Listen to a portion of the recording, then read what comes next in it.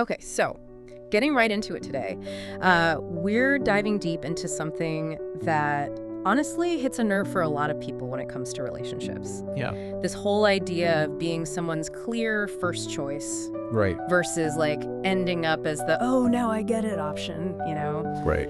We've got some pretty strong opinions to unpack today, all about steering clear of those relationships where commitment feels like it's always just out of reach. Absolutely. And the source material we're working with? Well, it's an audio clip where the speaker doesn't hold back. Yeah. They've got some pretty strong feelings about how these dynamics play out, even drawing on what they've seen on The Ultimatum, that reality show, the one that kind of throws couples with commitment issues into this pressure cooker situation. Oh yeah, I've seen it. So we're dealing with a viewpoint that's rooted in some pretty raw, real-life stuff. Definitely.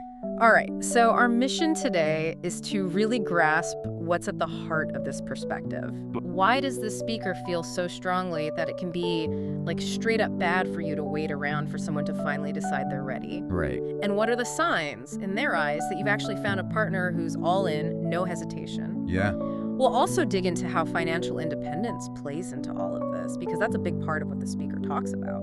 It is. And I mean, right off the bat, they draw this sharp line between two very different scenarios. Are you the person someone picks right from the get-go enthusiastically? Yeah. Or are you more of a later realization for them? And the speaker's argument, it's very clear.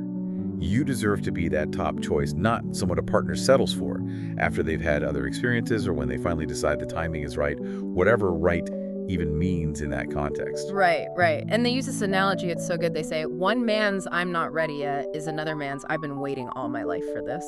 Wow. It really makes you think, doesn't it? It does. It's like that feeling of being ready. It's not some universal clock we're all on, hitting the same point at the same time. Right.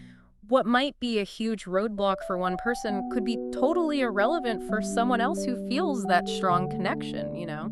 Absolutely. So I think for anyone listening, what we can take from this isn't just about wanting to be wanted, it's about understanding that when a partner is immediately excited, like genuinely enthusiastic about being with you, Yeah. that often means there's a much deeper level of commitment there. It's a really interesting point.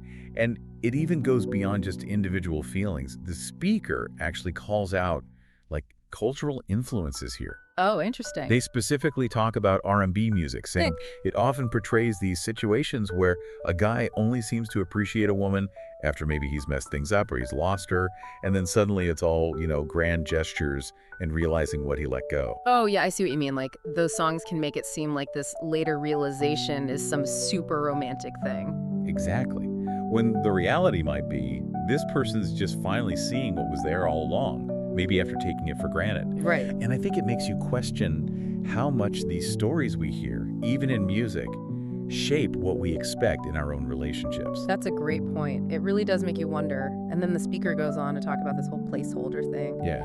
And honestly, the warning is pretty intense. It's like, don't be with someone who's keeping you around as a backup plan, just in case something better doesn't come along. Oof. Yeah, that's a tough one.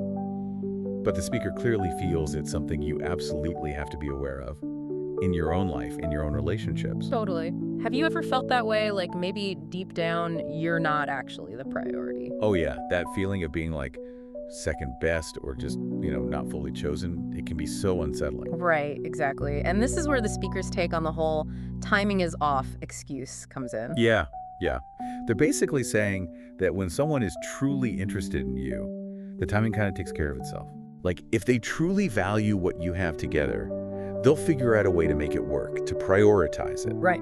So often that timing is offline. Yeah. It's a way of masking, maybe politely, maybe not, a lack of genuine interest or just a hesitation to fully commit to you. It's almost like a convenient way to avoid the conversation. Sometimes, yeah. And this is where the ultimatum example gets so real. The speaker talks about this guy who, after 3 years with his partner, kept saying he wasn't ready for marriage. And it wasn't even like he had specific goals he was working towards, just this general feeling of not being ready. Right. Like, how long do you wait for that to change? It's a really good question. And I think this example shows us how important it is to pay attention to actions more than words. Because what ends up happening on the show, this same guy, when he's put in a situation where he's forming new connections, he suddenly shows like immediate affection and this desire to build a future with someone else. Oh, wow. And that contrast, it really highlights the speaker's point. Yeah. This guy's unreadiness, it wasn't about some universal timeline. It was specific to his feelings, or lack thereof, for his original partner. That's so interesting. It makes you rethink this idea that you constantly have to prove yourself, hoping someone will eventually wake up and see your worth. Right, like you're on some kind of probationary period. Exactly. And the speaker's stance is clear.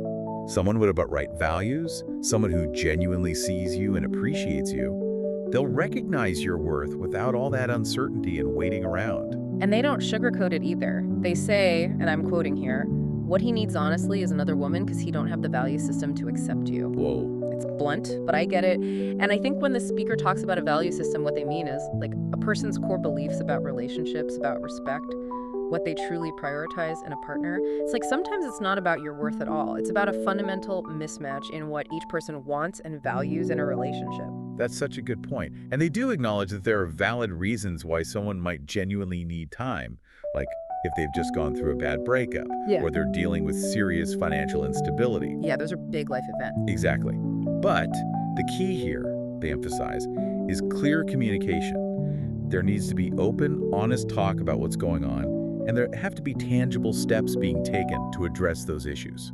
So it's not just endless waiting with no end in sight. Right. And the problem, according to the speaker, is when you're dealing with vague feelings. No clear timeline, no milestones for moving forward. It's just, I'm not ready, with no real explanation or plan. And in those situations, the speaker's assessment, well, let's just say they get straight to the point. He don't feel it for you. Wow. Okay, so no beating around the bush there. Not at all. And it's meant to cut through all the overthinking and get to what they see as the likely truth of the matter. Makes sense. And then it leads into this really important point about what that waiting can cost you, what the speaker refers to as a woman's grieving. Oh yeah. They're saying that when a man's growth or readiness is happening on this delayed timeline, it often means the woman has spent that time, that emotional energy, in a relationship that wasn't moving towards commitment. It's like you're putting your life on hold for someone else's uncertainty. In a way, yeah. And you might be missing out on opportunities for a partnership that would truly fulfill you, where you're both on the same page. And there's this fear that so many women have that they've poured their time and effort into a relationship only to have that partner finally become ready to commit to someone else down the line. Yeah, that's a heartbreaking thought. Like you were essentially preparing someone for their next relationship instead of building a lasting one with you. Oof. It makes you think, what's the emotional toll of waiting and hoping for someone to get on board with your timeline, with what you want? Absolutely. And the speaker emphasizes that readiness is more about finding the right person than it is about reaching a specific point in time.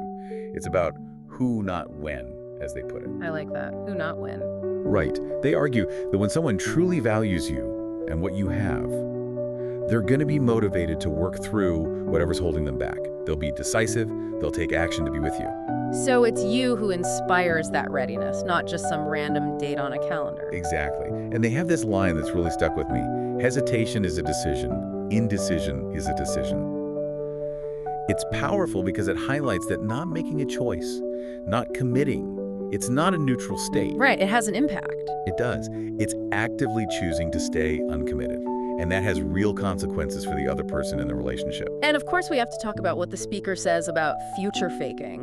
You know, when someone's always promising a future together, but never actually taking concrete steps to make it happen. Yeah.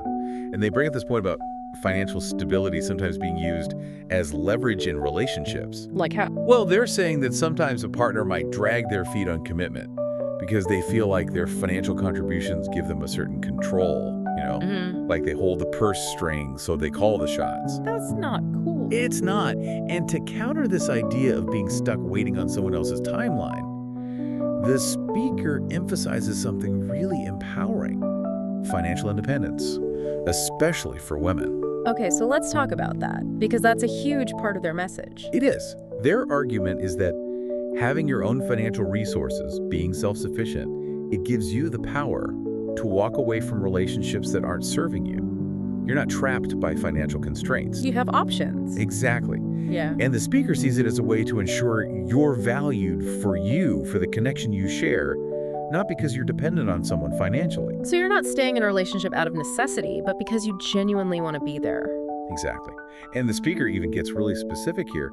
They mention a webinar that focuses on credit repair and building business funding. It's like a concrete step you can take towards that financial freedom. It shows how much they believe in the power of having that strong financial foundation. Absolutely. Because it ripples out into all areas of your life, including your relationships. And the overall message, it's about knowing your worth and not playing along with a partner's doubts or enabling their uncertainty. Right. It's about taking control of your own life, your own happiness. And the speaker encourages everyone to reframe any time spent in a situation that wasn't fulfilling, not as wasted time, but as a chance to learn, to prioritize yourself, to build that financial independence, and to make different choices moving forward. It's like turning a negative into a positive. Exactly. And they leave us with this powerful thought. The right partner, the person who's truly meant for you, they'll see your worth from the start. You won't have to wait for them to finally get it. It'll just be clear. That's a great takeaway.